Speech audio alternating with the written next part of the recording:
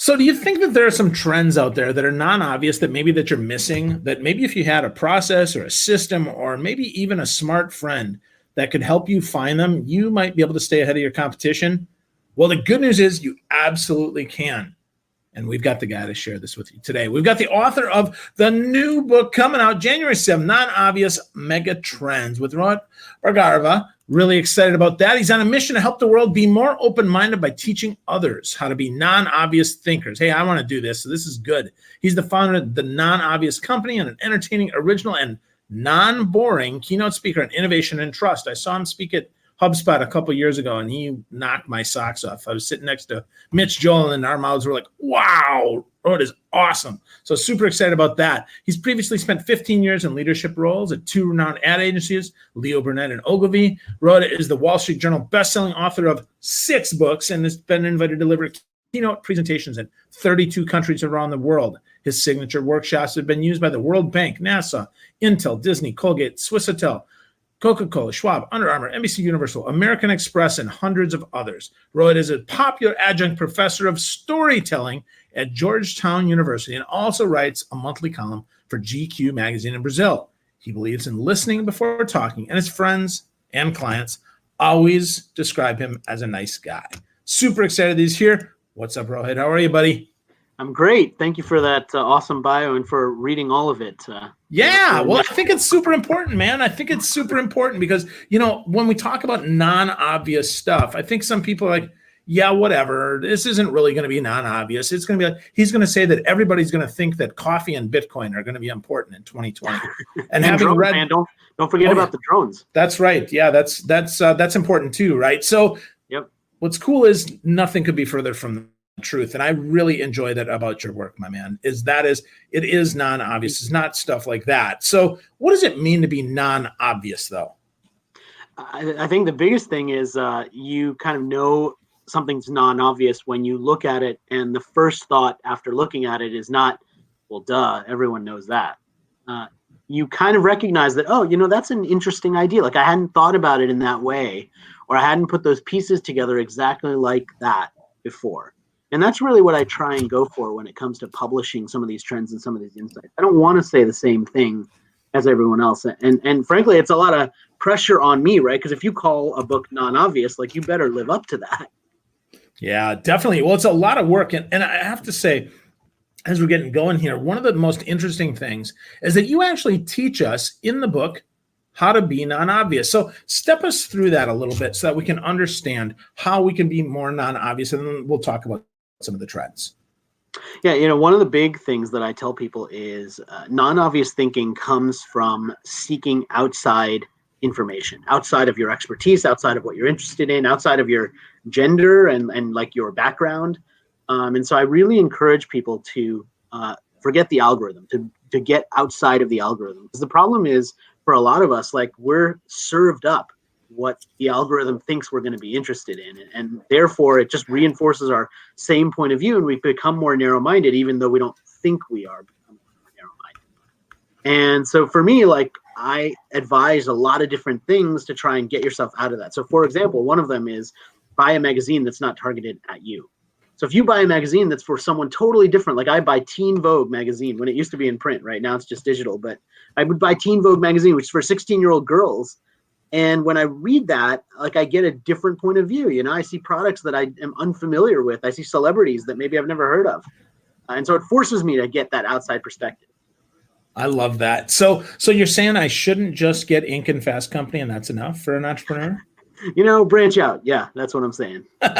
That's fantastic. I think that's really important. And one of the things that you talk about when you have the mindset is all about being curious, which I think is really important, right? Curiosity, Michael Gelb talked about this in his book about thinking like Leonardo da Vinci. If we go back thousands of years, curiosity is a key element. But what does curiosity mean to you, Rohit? So I think a lot of people will tell you curiosity means like asking questions and being inquisitive about the world. But I think we're already curious. We're already inquisitive about the world. And the problem is that we just give up on finding the answer, right? Because we're so used to getting instant answers, right? It's like, okay, Google, tell me like who won the Super Bowl in 1988. And you're like, okay, there's the answer, right? So like curiosity itself the idea that, I'm going to dig a little bit and actually figure out what the answer to this question is, like that's becoming this lost thing that maybe we don't have to do anymore, especially for our kids. And so a big part of curiosity to me is like, go and like find the answer yourself, like walk around without a map, like go and just get lost for a little bit. Like we could do that, but we don't because it's not convenient a lot of times. Oh, so convenience kills curiosity. I think that's kind of interesting. And I agree with you. I mean, I'll tell you the good news about me is I can't read a map, so I have to walk around lost a lot of times. So that really helps me. I mean, it's people around you are probably used to it by now. So it's good. It's part of your personality now. I think so, right? It really didn't serve me. I just want you to know that doesn't serve me in the military with a bunch of forward observers. So that's a little secret there. So, but I think that's so good because for sure, I do walk around with more wonderment because I'm not exactly sure where I'm going. And I'm a little bit directionally challenged. And that's probably being more nice to me than I need to be. But I know that absolutely does serve me because I see things that a lot of other people don't. And I think that's really, really important. So that's a big mindset thing that you talk about in the book. And I really like that. So let's talk about one of your big trends, though. One of the ones that I thought was most interesting is the one of amplified identity, which is really interesting. You talk about the truth about selfies. So let's talk about what does amplified identity mean and why is this such a big mega trend coming up in 2020 and beyond? Yeah, so selfies to start with get a bad rap because when we see people taking selfies, especially people who are younger than us, our immediate assumption is kind of the same as when we see anyone on the road driving faster than us, which is they must be an idiot, or they must have something wrong with them. And I think the truth about selfies is that there's a lot of actual research that points to this idea that was particularly when young people are taking selfies, like it's a form of developing your personality, which of course every teenager is doing and every young person's doing. And to some degree, like we're all doing that, right? And so, selfies can be narcissistic, but they're also like our way of saying, look, I'm here, like in the world, like this is exciting for me. And I want to share that excitement with other people. And I think that treating selfies with a little more empathy maybe is a good first start. But amplified identity really talks about this sense that when more of ourselves go online and when more of our personalities are demonstrated online, what happens to our online self versus our real self when we pass away, our digital legacy, right, which is one of the things that a lot of people are contending with when someone passes away, like who does that belong to, right? What do we do with that? That's the memorial that someone then leaves behind in the world. And so all of these interesting questions and challenges that are going to come up over the next several years all around our identity and what it means to be you, either online or offline, are really starting to shift how we think we see ourselves. Yeah, that makes so much sense. And I have to say, I joke about selfies as well, but I'm the king of the selfie because I like to remember where I was. And it helps that I'm in the frame because it actually helps me relive that feeling. And I really like that. Yeah, I think that's, it is like, I mean, very literally, it's like, look at me, like this is my place in the world. Like here I am, right? Yep, absolutely. Well, let's go to the dark side of that. That's the public shaming and the deep fakes, because I think this is really important. So what in the heck is going on with public shaming and why is this such a problem? I mean, I see this all the time. People, this call out culture just actually makes me sick. Yeah. And it is, it's a little bit of us retreating back to the insecurity that maybe we had when we were younger, saying, hey, if I exclude someone or make someone demonstrate that someone's outside of the club, that means that I maybe can be in the club. And it's tough online because what we wouldn't do in person, we feel often is okay to do when it comes to online. And most of us, if you asked, anybody who's listening now, do you do that to other people? They probably say no. But when it comes to like, do you treat brands that way, right? Do you treat leaders or celebrities that way? Maybe I do. Maybe I do make fun of some of the things that I see out there because it feels like it's okay to do.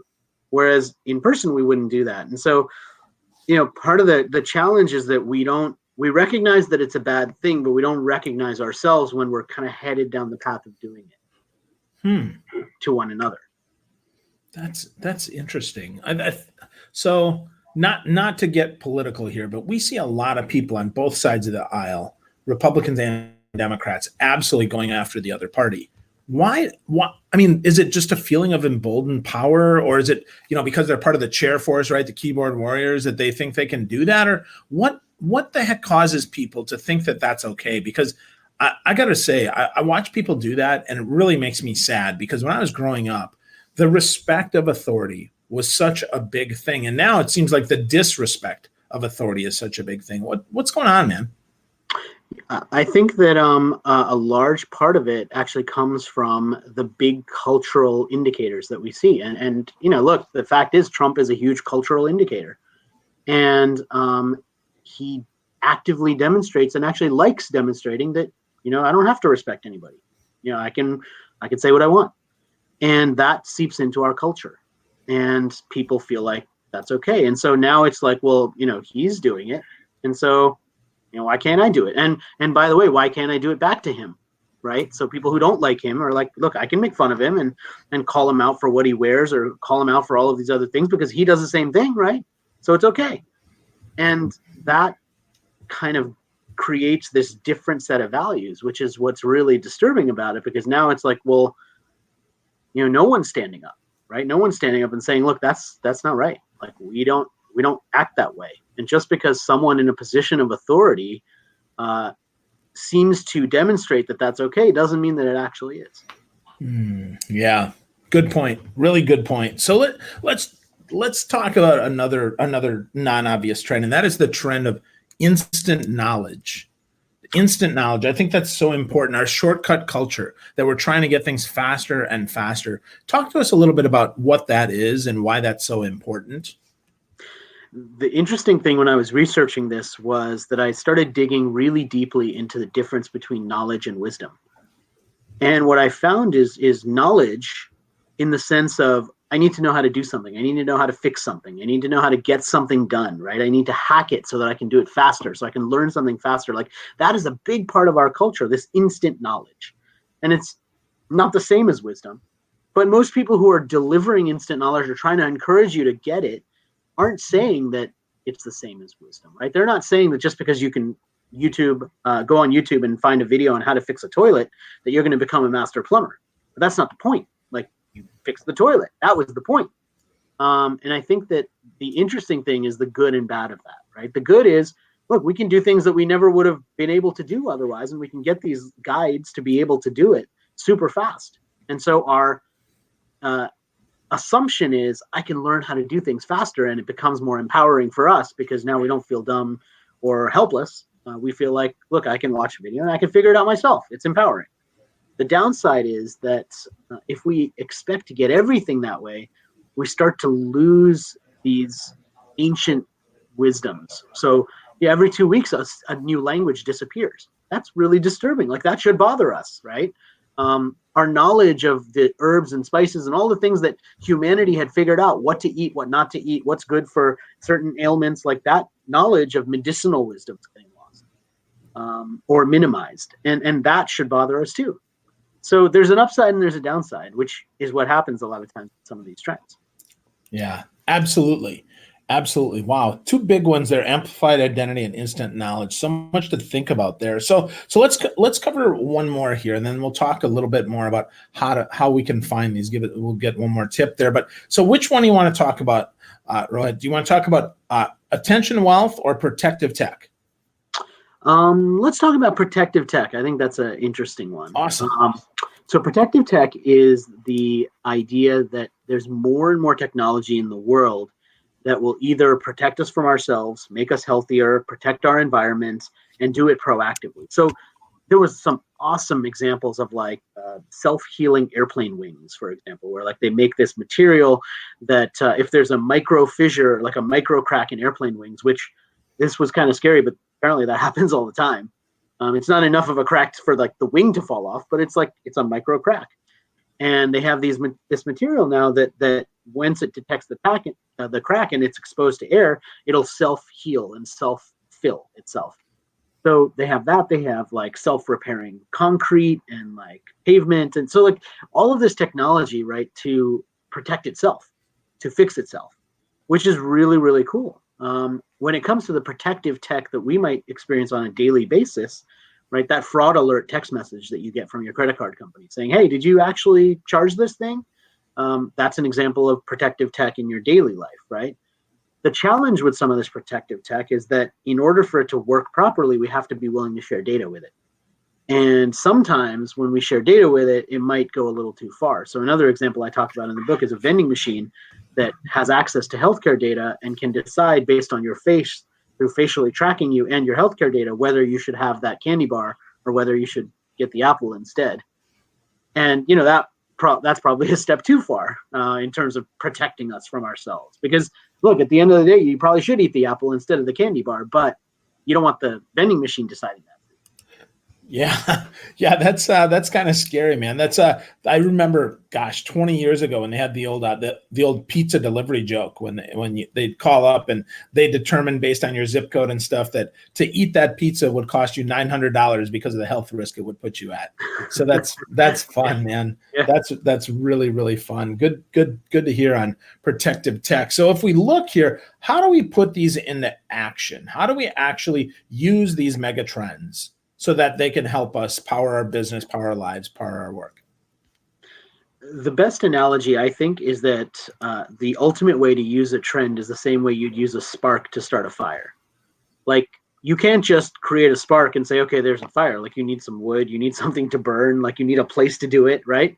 But if you have those things, the spark is what you need in order to start the fire. And that's what a trend can do, right? So if you're trying to think of like, what should I do next with my career? Like, how do I make my product launch as successful as possible? How do I change the way that we're marketing or promoting what we do? How do we change our business altogether, like the business model that we operate under, right? These are all big questions that require new, non-obvious solutions in order to effectively solve. And the trends, each one of the 10 mega trends, are meant to be new ways of thinking, sparks for you to start to think about the world differently. And so that's how I would use them. And by the way, I don't just kind of say, use it as a spark and off you go. At the end of every chapter, there's some very specific, do this if you want to use this trend type of advice. Yeah, I really do enjoy that about the book. It's very, very actionable. It's not just esoteric stuff, which is really fantastic. So the book comes out in just a couple weeks. But why is this Megatrends, Rohit? Because this is the 10th edition of this, right? So why is it you call this a Megatrend? Yeah, so for the last 10 years, every year there's been 15 trends. And this year is actually going to be the last year that I published this book. It's the 10th year. And each one of the megatrends, so there's 10 megatrends, and each one of the megatrends encompasses probably between 6 and 10 of the past trend predictions. So they're even more elevated, they're even bigger, they encompass a lot of the different research that I and my team have been doing for the last decade and brings it all into one package, which is why it's megatrends. Fantastic.